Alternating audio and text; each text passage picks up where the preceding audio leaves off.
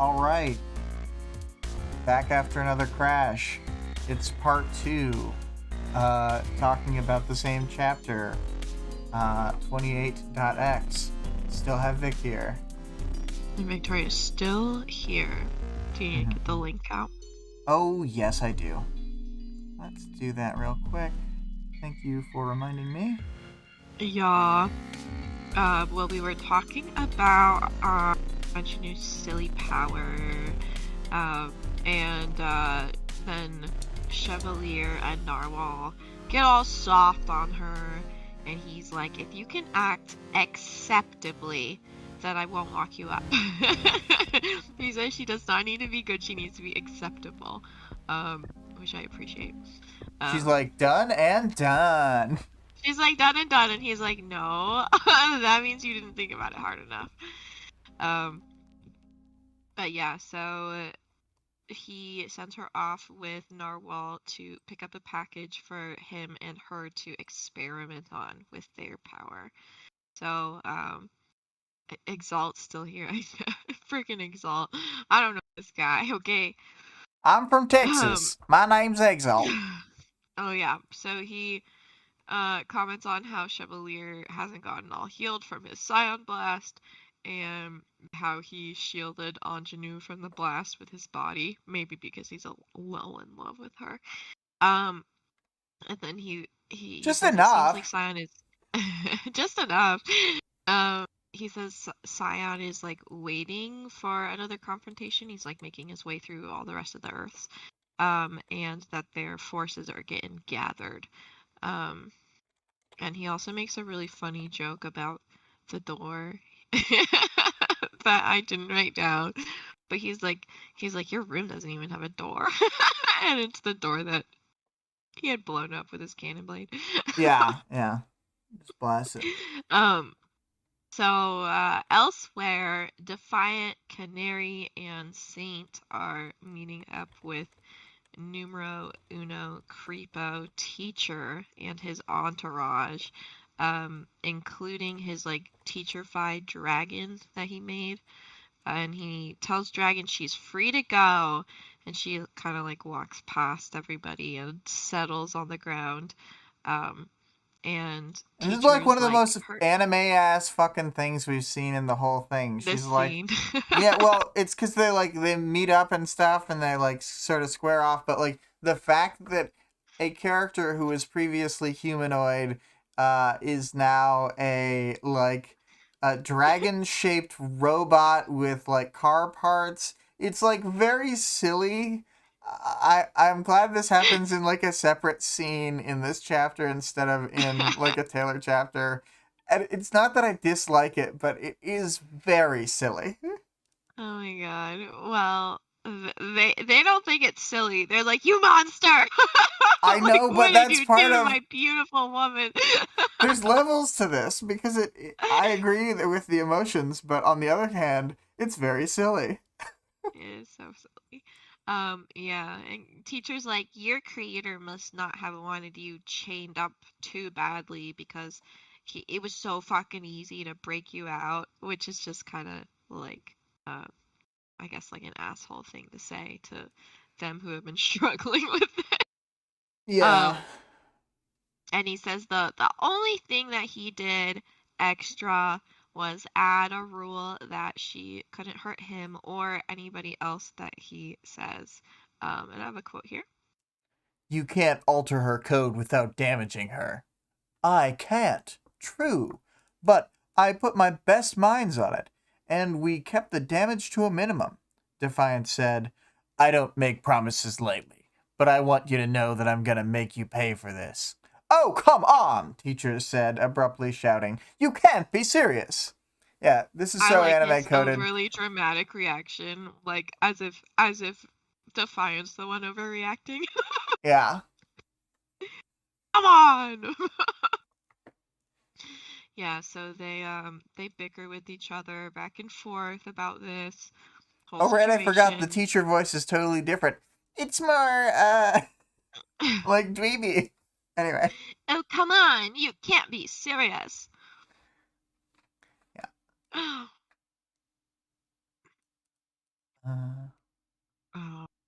yeah, and then he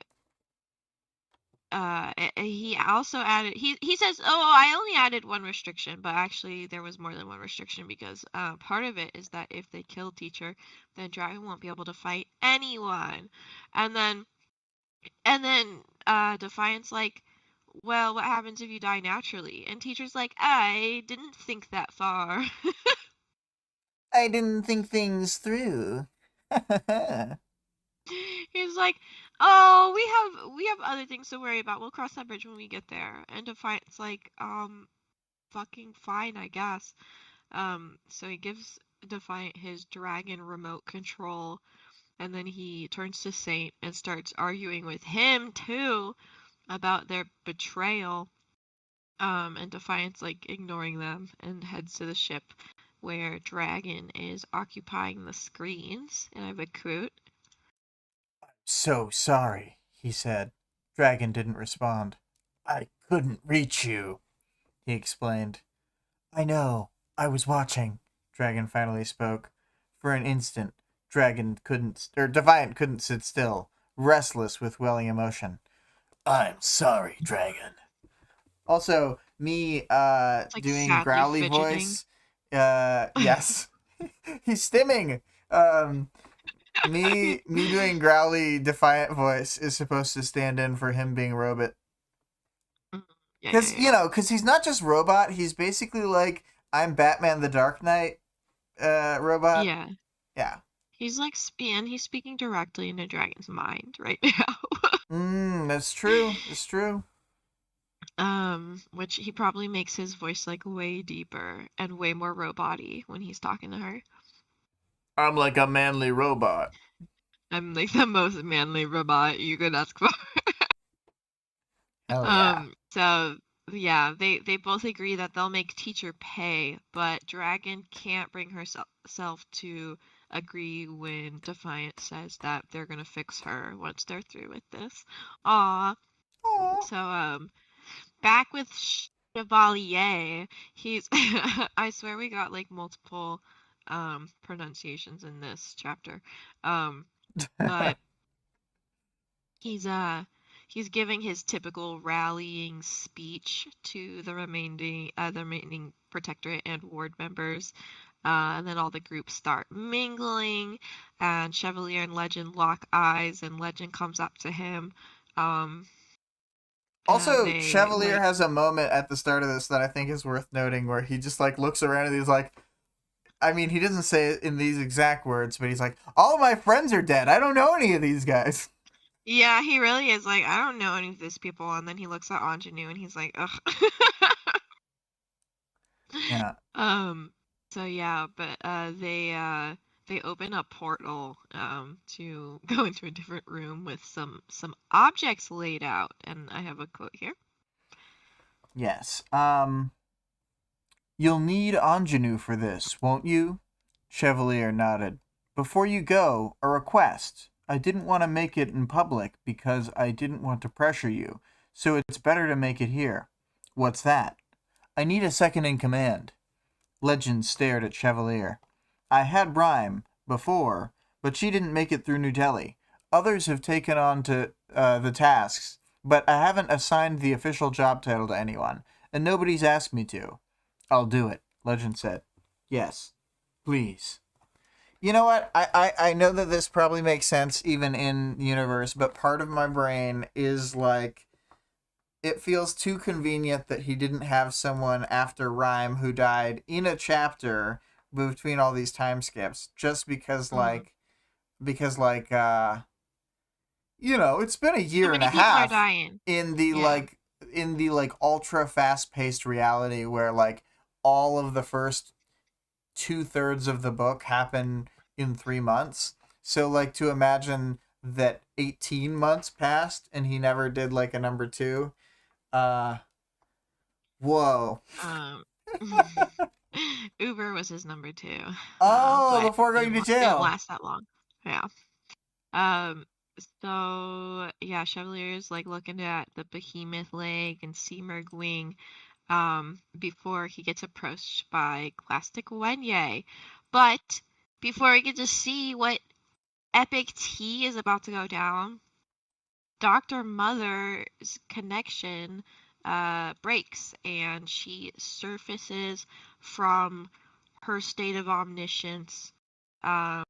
She's with Doormaker and Doormaker's companion, who they call number 265, which is pretty fucked up.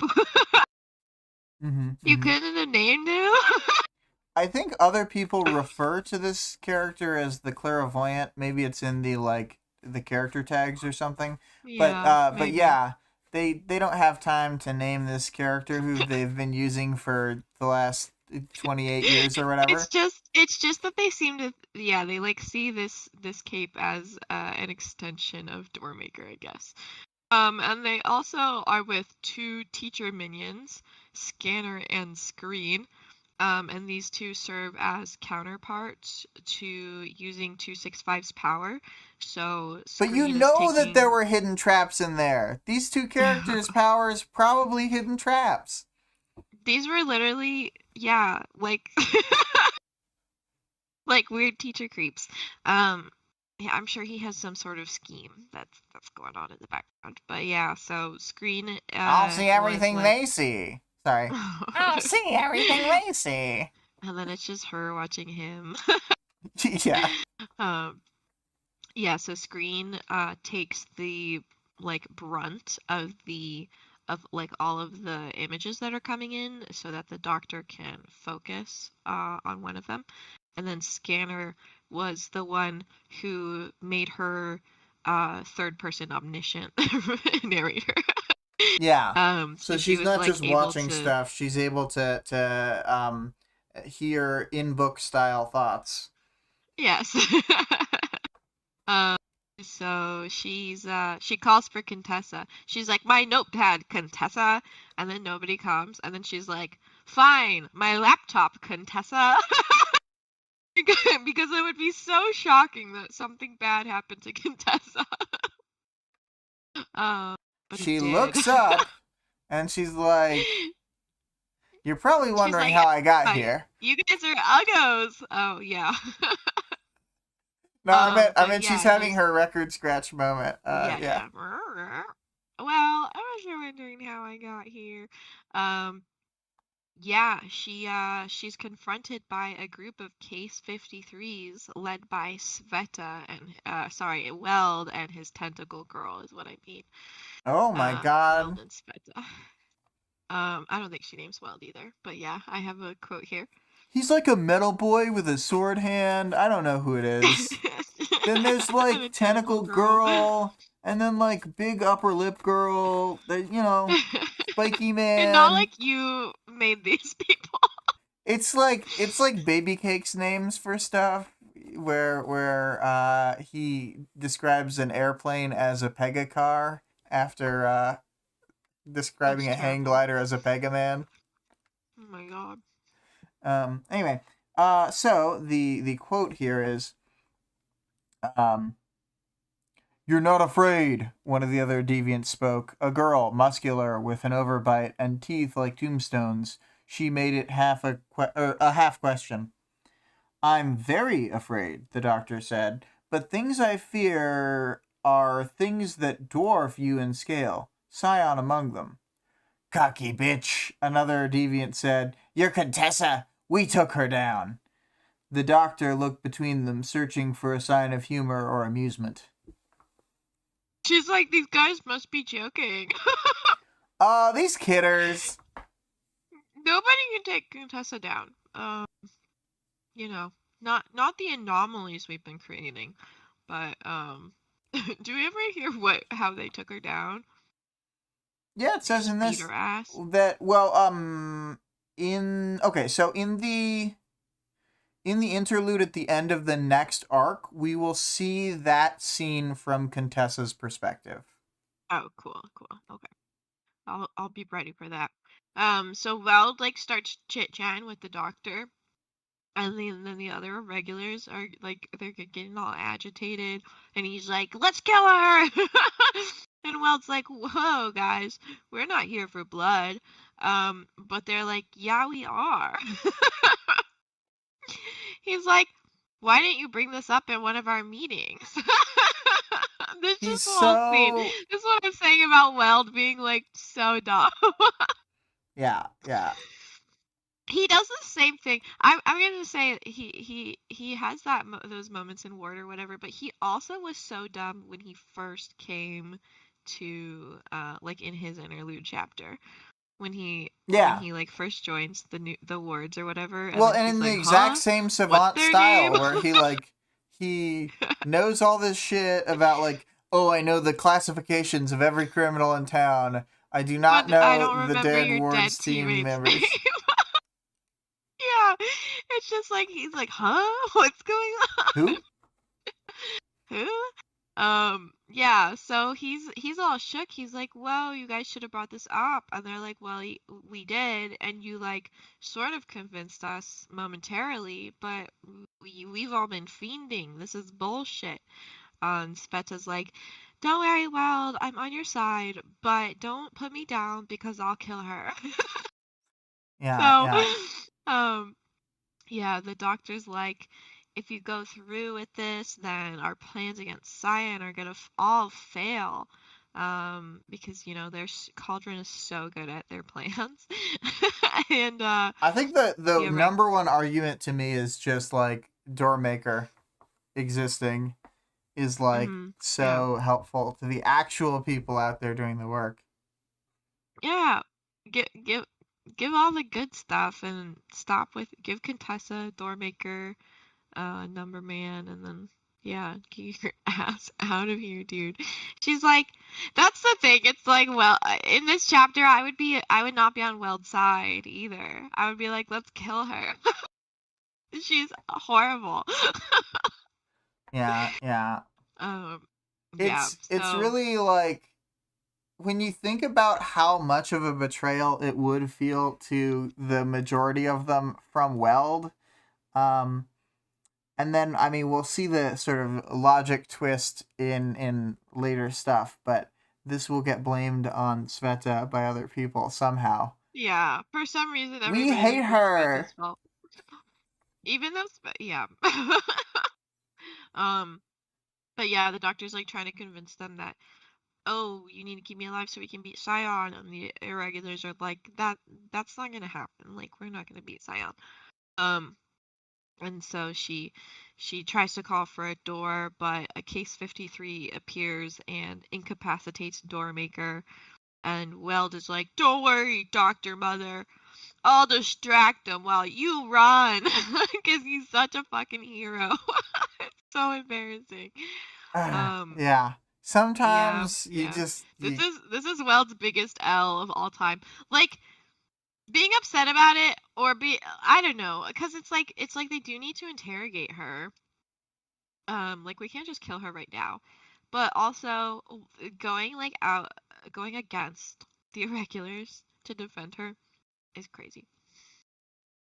yeah. Oh, Weld. Oh, Weld. Oh well. But yeah, that's the chapter. That's the chapter, all right. Um, it's a big sort of wrap up for this arc where Taylor rolls her Katamari through all the characters and picks up all the good powers she can, and then once she gets a Hmm. large enough ball, she rolls up the Seamerg. Yeah. And then she can roll up Scion, obviously.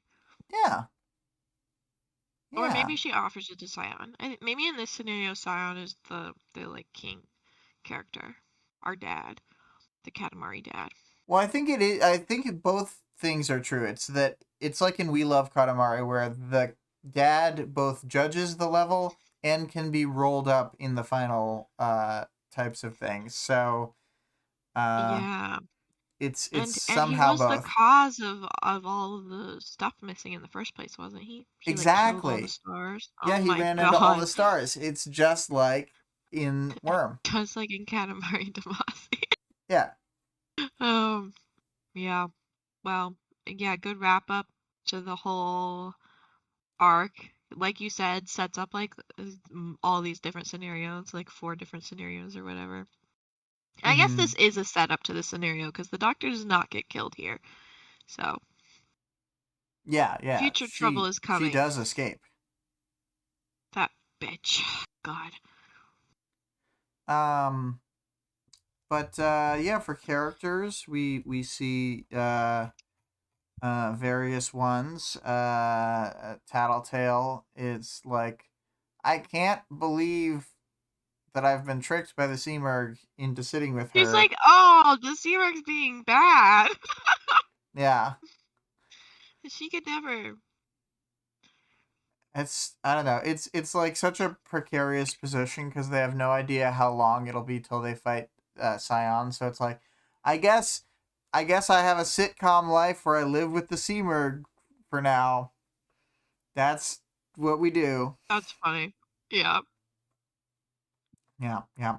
Um, moving on from Tattletale, brief Taylor mention. Um, Mm-hmm. Taylor shows up. Usually I really like seeing Taylor when it's not her chapter, but this doesn't give But us the that Seamerc much. doesn't. She doesn't like pay attention to people in that way. She doesn't even mention like what she says to Taylor or why or anything. Um, Yeah, I think it's just all part of her plan. we're just supposed to infer that it's the thing from the other chapter. Yeah, yeah. Um, And then we've got Ingenue and Chevalier. mm-hmm. Ingenue Um, is a menace. She's like the human form Seamerg. I never thought about it like that before. she's not that bad. She kind of is though. She like I mean, she is a uses her menace. She does thing to seem to like be like twist the very brain. evil. Uh and she does seem quite evil. Yeah, yeah, yeah. I definitely think she's like, She's what like if the female Seamerg was teacher, a human? honestly. Yeah. Yeah. I don't know. She's female. She's female teacher because she's like specifically like needs people to come to her to like augment their powers or whatever. And then she like slowly adopts more and more control over them. Um, Plus, just and like is teacher, her also main weapon is sex appeal. yeah. They both look 10 years younger than they are. Okay. When I Oh got boy. to that part, I was like, girl, who is thinking this? Was that Chevalier's thought? Was that Dr. Mother's thought? Dr. Mother's licking her lips. Dr. Mother's like, damn, she looks good. I She was looks there when she great got out for of prison and I see 32 the or whatever. difference. Yeah. I don't know. How old is she supposed to be? She's like late 20s. Um, So she looks like a teenager. I think so. I think she's making herself look like a teenager. Or maybe like 20 flat or something. Yeah, she was wearing low-waisted jeans. Um, but yeah, so she's like a weird creep. And she really wants Chevy. Um, she's like overly honest in a way, like the fact that she's like, I'm a little in love with you, just enough. Um, but I guess that normally works for her. Mm-hmm, mm-hmm. Yeah. Yeah. Oh, and then also they talk about her being a hardcore bitch when she ran the birdcage. 'Cause she like ran the prostitution ring, I guess. And she's like, oh no, those are just my subordinates who are evil. And I had to let them do it so that they thought they had power. Yeah. She's Yeah, very like it was never me yeah, kind of coded. yeah. She's like, no, it was everything was consensual. And then it's like, well, literally have the power to manipulate people into doing what you want.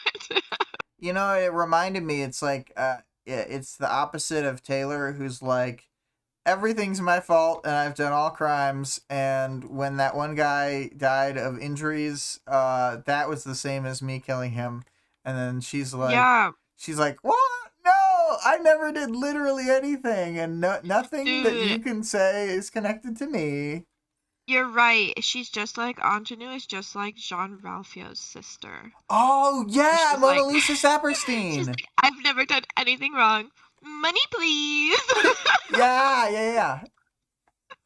Wow, I Oh never my thought of god. that. Yeah, that's so good. Um, Yeah. Well, yeah, Chevalier, real Jean Ralphio. I'm just kidding. Chevalier is a badass dude. um, He forgives Legend this chapter, you I know, guess. yeah, that seems like one of his more neutral decisions. I'm one of those people who's like, we, the audience, have enough information to know that Legend is No, it'd be like, like super corrupt on the other side. I'd be like, the fuck? yeah, yeah, yeah. It's like, I also get it from just like a purely practical standpoint of like, Legend is like one of the more unkillable people they have access Yeah, to. the world is ending. He's like really, really hard to kill, and even when like he gets like in a fight with Scion, he was able to like zip around when they were in the oil rig and just keep fighting. Although it probably would have been more worth his time to grab To heroes save out of the people? water and fly away with them. I don't know. Maybe He's too I'm the one who evil. doesn't He couldn't understand. think of something like that. I think it's He's like been in the heat of battle, they get all like hyped up and they're trying to blast each other and like they're like, "This is awesome." I mean, they don't think that part, but Yeah, Taylor is always like, she would way rather be in the fight than like doing rescue. yeah, yeah. The I feel curse like of someone else being a can do that. parahuman. Is having to save people No, I meant the instead of other. just kick ass. It's that they must kick ass. Oh, okay, my bad. They're obsessed They with they crave the the kick ass. yeah, exactly. Um, Um. yeah. Okay. So who else do we see? We see Yeah, Narwhal. we had Chevalier, we had Legend, we got Narwhal. All she does is I just feel like grope poor Ingenue. yeah, definitely what's What a happening. what a Um, perv. She's not it's even wearing any clothes. God. He came in this room naked, She's felt naked. me up. I did think it was funny when Anjanu's like, "Ah, how dare you!" Like it's just like the grossest, like horniest character is like, "Oh no, I've been touched." Yeah. Um, She's got some audacity. yes, yes. Well, I was thinking about Narwhal that like she continues to be like a consistent character in universe, but for the like the book itself is using her as like a comedy character all the time now, basically. Mm-hmm. And it's kind of funny again to see her in Ward, where like it's like totally reversal to where um because we're seeing her in a different context, we're just seeing her as like the actual hard ass that she is. So it's kind of fun flipping and Yeah. flopping without actually like betraying the character. Flippin' floppin'. Um, yeah, Narwhal, and then I think that was, I mean, Exalt was there, but he didn't do anything. Exalt said his signature catchphrase, "I'm also here." Yeah, we got, in our next scene, uh, teacher. Mhm. Love this guy. He returned, uh, the woman he kidnapped. She was only a little bit fucked up, it sounds like, so, yeah. I also liked Teacher, when teacher's he done nothing wrong. when he's like, "I know I didn't care about my son, but you did still try and take him, so the quid pro quo is fair." Like Yeah. with saying, Yeah, it's he's just like, so dumb. The fact that he's just like standing here like arguing with Defiant and then he like turns to Saint and then they start arguing too and it's like, oh my god. yeah, he's such a little shithead. Um, it's like kind of amazing to me that like Coil and Teacher and Accord all liked each other, because you'd think that they'd fucking hate each other. Yeah, I think they probably Maybe Accord don't and spend Teacher were very never much time together, in person. but yeah. Like, when I think of any of these thinkers, like, being friends, I'm just like, how could you guys fucking stand each other? Yeah. You're unbearable to me already. And I don't have a super brain. Yeah. Yeah. Teacher's there, and then he and Saint argue. Saint doesn't really do much besides he's like I feel betrayed in this situation because he's the worst. And then Canary is there as well, and she doesn't do anything. I guess she's just there for funsies because they're not planning on using her power, or at least they don't. Maybe they were She's there planning for on moral it if support. he didn't. Okay, yeah. She's got one hand on Defiant's shoulder, giving it little pats the whole time. Mm-hmm. Um, yeah, and then we've got Dragon, and she can still talk, which is cool. But she says she's very wounded. It's like unclear what exactly the issue is, or if it just like hurts, or like is a struggle to do things, or what. Something in her mind guts has been damaged. Yeah, she got like, yeah, scalpeled or whatever. And then also she's going to be limited now to not attack Teacher or anyone Teacher says she can't attack. And me wanting to attack So, Teacher as myself or as Dragon is pretty top of the list. yeah. Teacher is like, once Cyan is gone, Teacher is like the top of the list as far as evil shits still running around go. We gotta take that guy out. Yeah, you gotta take that guy out. What else about Dragon? Well, yeah, I guess we'll just have to wait and see. She still seems to like love Defiant or whatever, so that's good. He didn't like, you know, wipe her memory of all her loved ones or something. Mm-hmm. Yeah. Yeah. And then we've got Defiant. But he would. He would, but he didn't. Yeah. Yeah, Defiant's here. He's real upset about the whole dragon thing. He was feeling such good, like, big emotions that Dr. Mother on the other side of this was like getting distracted, like getting overly invested in the scene. Wow, this is some compelling stuff. Yeah, like I don't know who it is, but one of them whispers, and they're like, "Stop getting distracted!" Like, like you're getting too invested. I think that one is Scanner. Yeah. Um. Maybe that's why, because he probably gets all wrapped up in people's feelings sometimes, because that's his whole. Is that his power? He could just share it with other people? How is he sharing it? Scanner is the one that's letting them He lets them look read at. the emotions. Yeah, he lets them look at the text instead of just Yeah. looking at the scene. Yeah. Instead of the power is just that you get to read Worm, actually. Yeah. Scanner's power is that you read Worm. Screen's power is that it focuses on a specific scene instead of looking at all scenes simultaneously. Yeah. And then the clairvoyance power is to look at all scenes at all times.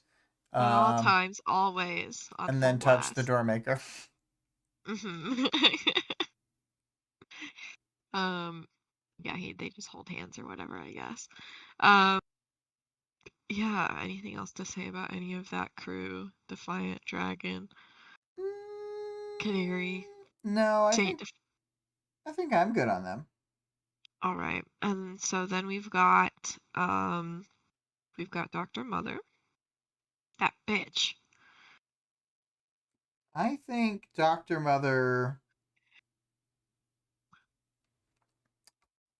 I think I basically agree with her in this scene of just like, you shouldn't go after her right this second.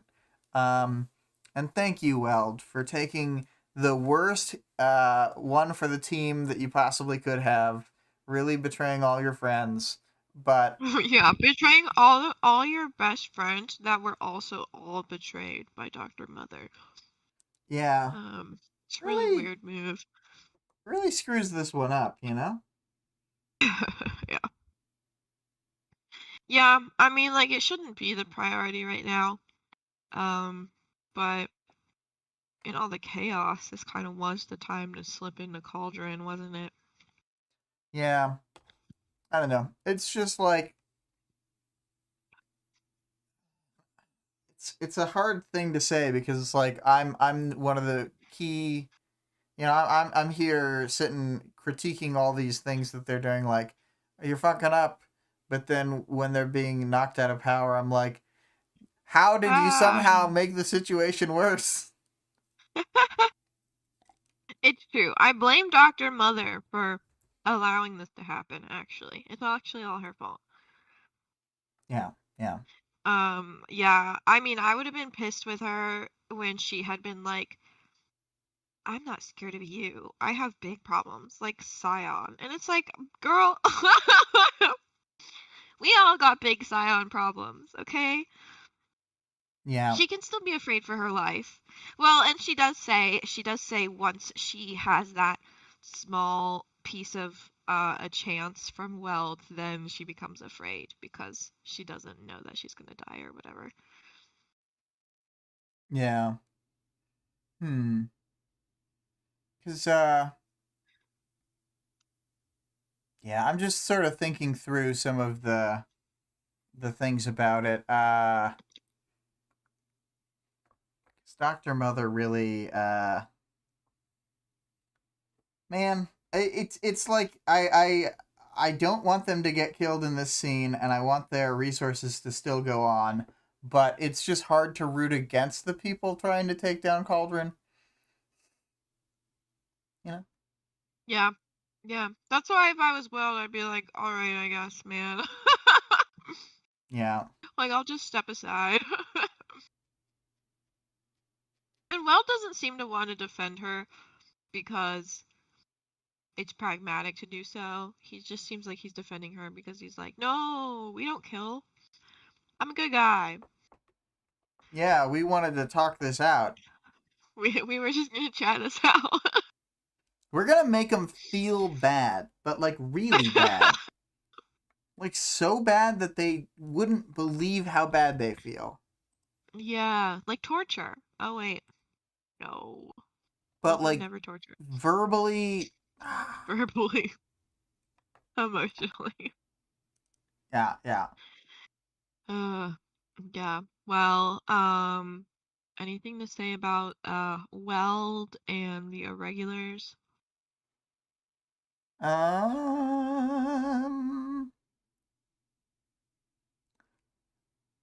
Well, I guess I don't have anything more to say about them now because I'll want to talk about them more during Arc 29 and also, Yeah. especially during the interlude at the end of the arc. Yep. So, All right, we'll save it. Um, that's basically everyone. She's got her little entourage, but they don't do anything. we've already For mentioned them all. here. Yeah. Greener and Scanner. They were like gossiping. They're like in the background, like chit chatting or whatever between Can you scenes. believe that Cauldron is totally falling apart and we're here to Oh my see god! it? And she's like, "Wait." That's what ripped her out of You're getting the distracted division or whatever. by You're things getting happening in the room. distracted. Something's happening, like getting Contessa getting murdered. Yeah, something. I think we Um, can move on to the powers section. sure. This is all just Seamerg stuff. Um, I don't know if you want to read this or we can just talk about she's all her weirdness. I'll just do a quick read through on some of these. An Yeah. impulse, something that couldn't be tracked with any conventional devices. Then a steady feedback, precognition, spread out over several targets at once. It serves as her primary sense. Each target is conceptualized in the context of 12 to 80 years of history. More time, more feedback from the steady feed of information. and the images clarify. Discard the useless elements, maintain the pivotal ones. And then the next section is frame a situation to put a target under optimal fear and stress. Hormone secretions increase. Manipulate situation to a positive where they will connect familiar visual, olfactory, and auditory cues in their immediate environment. Place, smell, degree of stress, sights, and sounds match fulcrum point. Hormone secretions increase further. The result is hallucinations, momentary or sustained. Hearing sounds, seeing things, smelling something where none truly exists. Fight or flight response feeds need for escapism. A hallucination serves as the first step into a daydream. Yeah, yeah. And then, again, the critical piece I think here is she is utterly blind in the present, with no eyesight or other senses to perceive things in the now. No sight, no hearing, no touch or taste. Not a crippling flaw and a difficult flaw for others to use against her. Which is true. I hadn't thought of it that way. There's like no real way to. Anyway, the present is only a fragment in a long span of time when one can see the past and future both. Yeah, it's like a Yep. really odd thing that I've never like seen as another fiction. I'm sure people will be like, "Oh, well, this book or something someday," but I've never seen it. Yeah, I think all this is good info. And then the Doctor Mother implies that the Seamer kind of like allowed her to get this information. I mean, she just says like I shouldn't have been able to perceive her so well, and that definitely seems true with the fact that like it seems like Scanner's power kind of would work similarly to Tattletale's power, at least like with reading people and stuff. Mm-hmm. But like she is able to read the Seamer, just point blank. So she's like, Contessa, get my pen or whatever, and then Contessa isn't there because she got kicked ass. Yeah, already got. Yeah. Mm-hmm. Um, let's think. There are other things we want to talk about. I guess the dragon thing is like kind of interesting, but that's another like we'll see how this unfolds kind of thing where like I don't want to just talk it to death here because we don't learn that much in this chapter, and we did basically Yeah. talk about it all during the uh, recap. Yeah. There's some like cool power stacking with the like using the clairvoyant with scanner and screen or whatever. And it Yeah, makes me like, you guys have so many resources and you couldn't have done things a little bit better. yeah. Oh boy, because it's like sometimes it's like they feel like they can do anything, and at other times you realize it's because they only like focus on one little thing at a time. Yeah. Um, I'm worried that the stream might have dropped. No, I think it was just Oh, a momentary. Cool. okay. Um, cool. Yeah, so the power stacking is good, and they're like planning to use like Ingenue's power with the behemoth leg or whatever to make ultimate Mm-hmm. armor. Um, but yeah, well, hopefully we can see some more powers stacking. Arc 29 will have some nonsense. Oh no, it says error. YouTube is not receiving enough to maintain video stream. It's a good thing that we don't have any Oh, video stuff really. Um, I have. Oh, okay, that's fine. I was okay. yeah. Well, I don't want to just wrap things up. Oh, no data. Uh-oh, fresh, because it was kind looked like it was going up and down. Oops, I started while you were still saying that, but that's fine. We're leaving it in. Um, This time we have less fancy music because we'll be playing it in just a minute for the outro. This is part 3 of the attempts to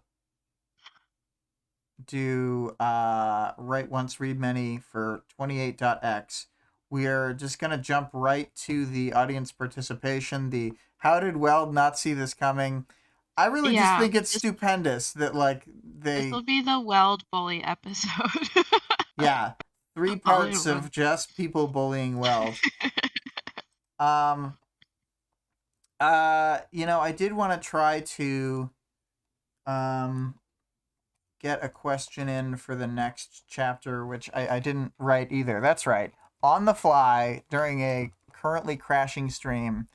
Um, Everything's falling apart. Um, yeah. uh, Well, Weld uh, is an idiot.